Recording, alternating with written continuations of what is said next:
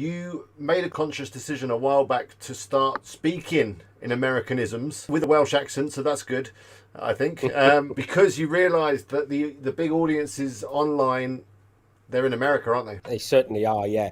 And the problem you had was they weren't searching the terms I was using. So I started saying the word fall in my videos, and I had massive backlash from people in the UK. You won't believe it. And I was called a sellout and all sorts of stuff by people who had subscribed to me for years. And I thought, do you know what? A stand needs to be made at some point, because you can be held captive to your audience, which is detrimental to your growth. And some of them even unsubscribed from me when I started doing that. They're all subscribed back now, mind. Someone puts all that effort in and then only puts it towards their smallest group of people. It's just crazy to do that.